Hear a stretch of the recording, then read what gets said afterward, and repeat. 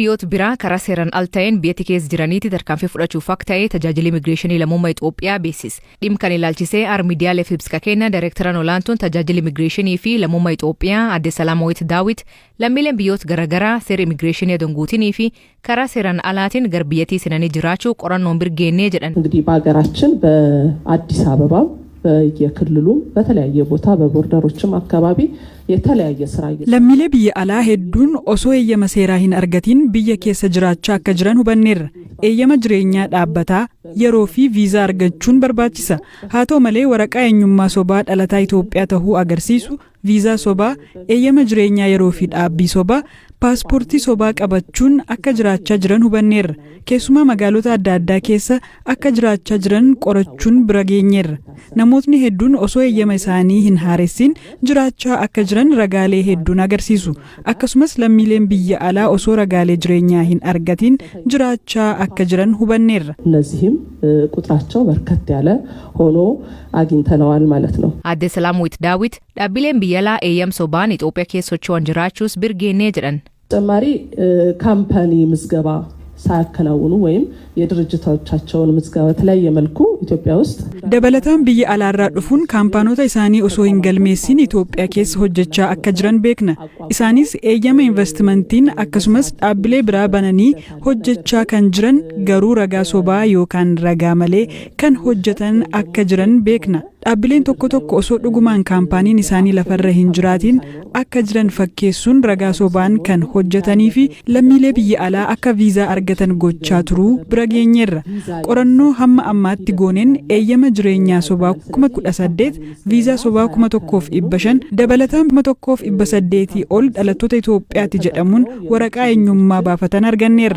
ለሚሌን አላ ሄዱን አሞ ፓስፖርት ኢትዮጵያ ዶጎጎራፊ ሶበተ ቀበተኒሩ የሚያሳትፉ ወይም የሚያሰማሩ እንደሚገኙበት ይዘናል ማለት ነው። ስሬሱ ፊ ጉየው ጂጂቶ ኬሰቲ ሴርቀቤስ ታሲሱ ፈኮጀታን ሂማን ስለዚህ እነዚህን ተጨማሪ ማጣራት እያደረግን እስካሁን ባለው እኛ ጋር የመጡትንና hanga ammatti namootni kana hubatanii gara keenya dhufan adabbii madaaluun kanneen qorannee bira geenyes adabnee gara seeraatti akka galan gochaa jirra. Kanneen akkasiin alatti hafan hedduu ta'uu hubachuun ammoo hanga amajjii 30tti ji'a tokkoof adda baasuun irratti hojjannaa jenneerra. Namootni sanada dogoggoraa qabatanii jiran hunduu gara biiroo keenyaa dhufuun ragaa argachuu qaban fudhachuun jiraachuu akka danda'an dhaamna. Sana booda ammoo gara tarkaanfii seeraatti ceena. Qofaa keenya osoo hin taane poolisii federaalaa waliin waan hojjennuuf carraa jalqabaa isaaniif kenninaa jenneeti. ወደ ቢሮአችን መጣው ይህንን ኮሙኒኬት ማድረግና ኢትዮጵያን ቢገራ ላፉማን በቀቶት ሄዱ ኬሱሜሲተው ከን ሂማን አደ ሰላማዊት ተርካንፊን ተጃጅሊ ኢሚግሬሽን ፍለሙማ ፍዳቹፍ ዴሙ በቀቶት ከራ ሴራ ቀቤሰን ገልማኒ ቢየቲ ኬዝ ጅረን ወሊን ሂደት ከን እንቀምናክታይ ሂማን ኩን በቀቶት ወሊን ከን ወልቀባቱ ሚት በቀታን ጀልቀቡማ ይሮ ዱፉ rakkoon erga'ee kan dhufu waan ta'eef Itoophiyaan bibaqata karaa daanganis ta'ee karaa kamiinuu dhufuu keessummeessitu. Kana biyyoonis ta'ee hawaasni addunyaa raagaa kan ba'uu jetti. Kanaafis hojii baqatoota galmeessuun gar biyyaa seenan taasisuu dhaabilee biroo waliin ta'uun hojjechaa jiraachuu himan. Tarkaanfiin amma kun kanneen sanada seera qabeessa hin qabne akkasumas sanada soba qabatanii kan deebi'an kan ilaallatu ta'e himan.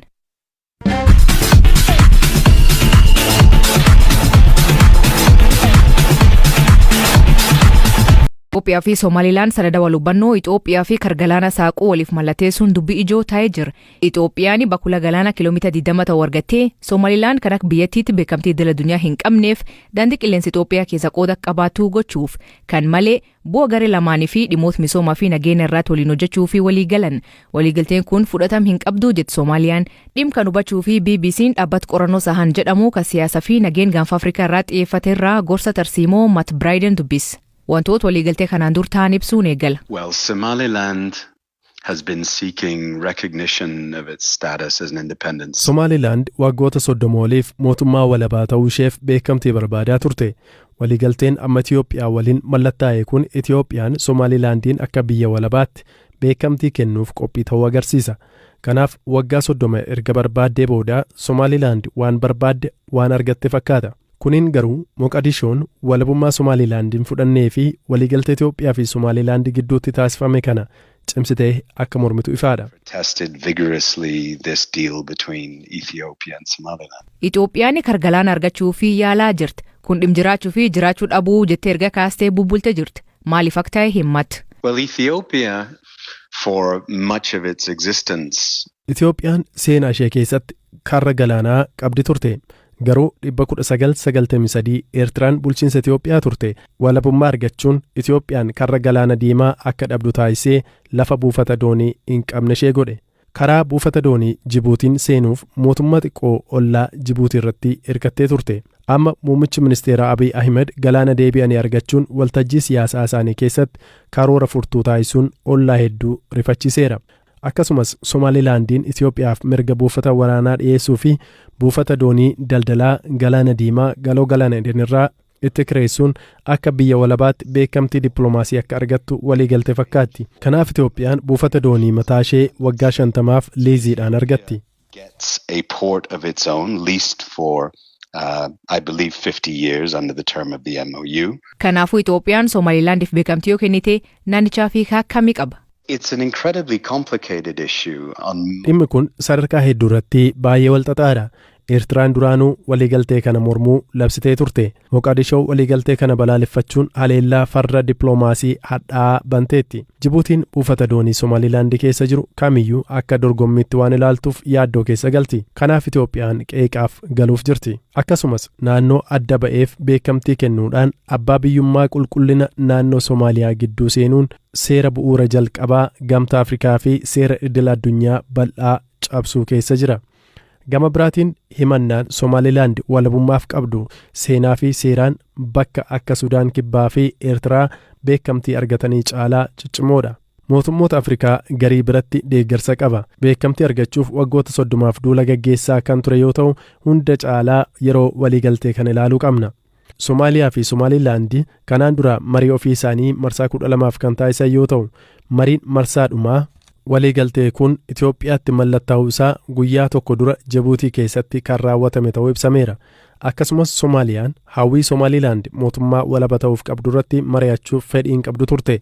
Egaa karaa tokkoon pirezidaantiin Somaalilaand gara waliigaltee tokkicha dhiyaatee ture kan waliigaltee fi galaana qaqqabummaa Itoophiyaa tureetti garagaluun isaa nama ajaa'ibu. Ministeerri odeeffannoo aadaa fi turizimii mootummaa federaal Soomaaliyaa Daawud Aweez dhimkan irratti BBC waliin kan dubbate waliigaltichi ilaalchisee mormii Soomaaliyaa cimsee dubbata. In a simple way, the federal government of Somalia is in charge of. Jecha gabaabaan mootummaan federaalaa Soomaaliyaa daldala Soomaaliyaa bakka bu'uun raawwatamu qabu hunda itti gaafatamummaa qaba. Kanaaf bulchiinsi naannoo waliigaltee idil addunyaa mallatteessuun sarbamaa fi gocha weerara Soomaaliyaa irratti raawwatamedha. Kanaafuu wanti hundinuu seeraan dogongora waan ta'eef cimsinee diduun lafa Somaalee inchiin tokkollee biyya kamiifuu kennamuu hin danda'u jechaa jirra. Mootummaan Itoophiyaa yaalii abbaa biyyummaa fi tokkummaa Somaaliyaa sarbuuf godhamu kamiyyuu irraa akka of qusatu cimsinee akeekkachiifna. Itoophiyaan weerara ishee akka ittiin fufneef dirree idil addunyaa irratti tarkaanfii seeraa kamiyyuu fudhachuuf qophiidha. Soomaaliyaan lafa ishee akka eegdu naannoo ishee akka eegdu mirkaneessuuf qophiidha. Itoophiyaan Somaalilaandiif akka biyyattiitti beekamtii yoo kennite maal gootuu jedhanii gaaffii dhiyaatee fi akkanaan deebisa Aweez. We are not going for a military confrontation. Waraanaaf hin deemnu. Naannoo gaanfa Afrikaa kana keessatti tasgabbiin akka jiraatu mirkaneessuu barbaanna. Yeroo hunda nagaa fi tasgabbiin naannoo kanaaf waamicha gochaa jirra. Ollaa keenya waliin wal dhabdee waraanaa kamiifuu qophii miti.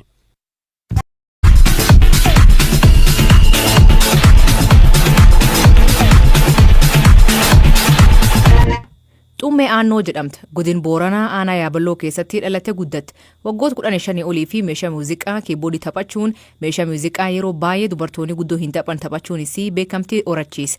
Akkamiin akka taphachuu eegaltee waa'ilkeen Habtaamuu Xibabuutti himte.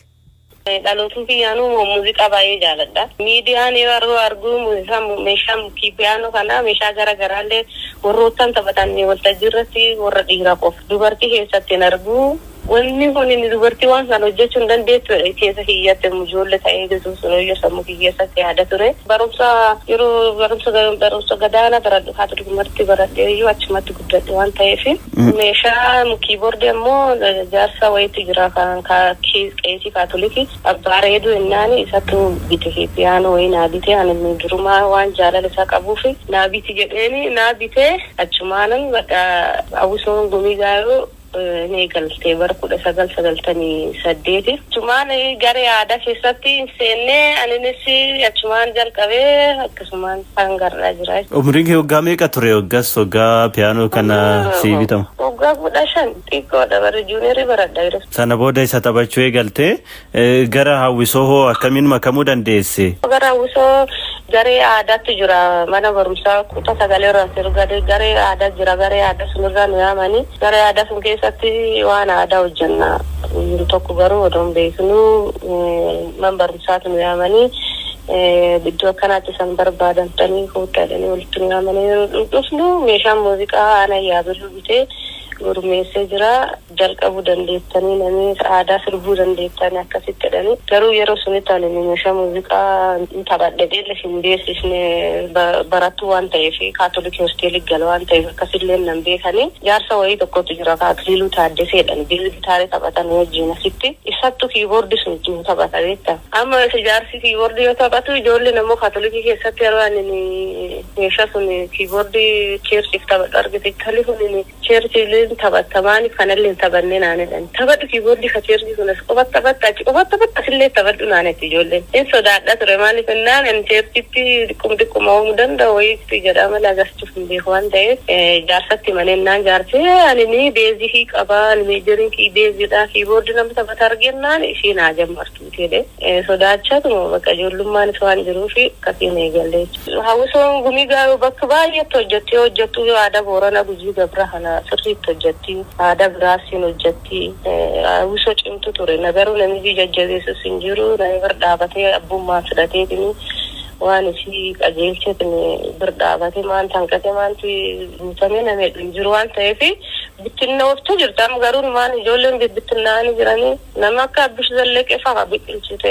Mee ati sirboota akkamii ittiin taphattame piyaanoo keetiin?